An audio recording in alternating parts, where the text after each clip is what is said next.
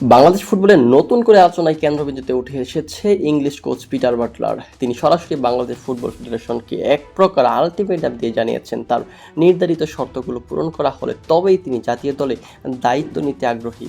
এই ঘোষণার পর থেকেই ফুটবল অঙ্গনে শুরু হয়েছে ব্যাপক আলোচনা।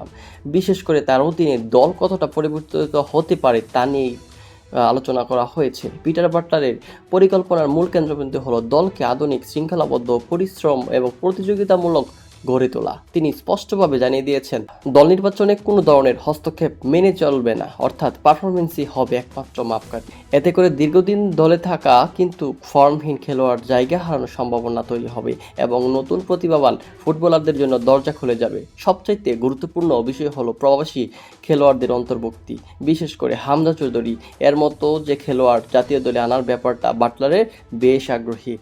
ইংল্যান্ডে খেলা এই মিডফিল্ডার বাংলাদেশের হয়ে খেলতে আগ্রহ প্রকাশ করলেও এর জন্য প্রয়োজন পেশাদার পরিবেশ এবং সুগঠিত পরিকল্পনা। বাটলারের মতে তার শর্তগুলো পূরণ করা হলে হামজাদের মতো আরও কয়েকজন প্রতিভাবান ফুটবলারকে দলে যুক্ত করার সম্ভাবনা রয়েছে বলে, যা দলের সামগ্রিক শক্তি অনেক গুণ বাড়িয়ে দেবে। এছাড়া বাটলার দলের ফিটনেস এবং টেকনিক্যাল উন্নয়নের দিকেও বিশেষ গুরুত্ব দিতে চান। আধুনিক ফুটবল শুধুমাত্র দক্ষতা নয়, ফিটনেস এবং গতি কৌশলগত জ্ঞান অত্যন্ত গুরুত্বপূর্ণ।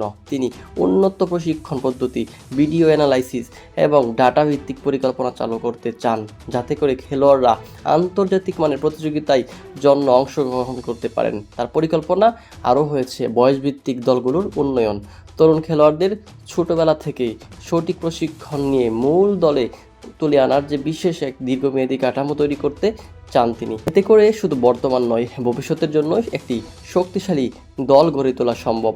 তবে সবকিছুই নির্ভর করছে বাফুফ এর সিদ্ধান্ত এর উপর।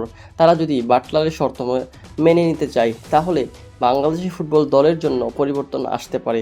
নতুন কোচ, নতুন কৌশল, নতুন খেলোয়াড়দের সমন্বয়ে একটি শক্তিশালী দল গড়তে পারে এবং যারা আন্তর্জাতিক মঞ্চে ভালো ফলাফল করার সক্ষমতা রাখবে।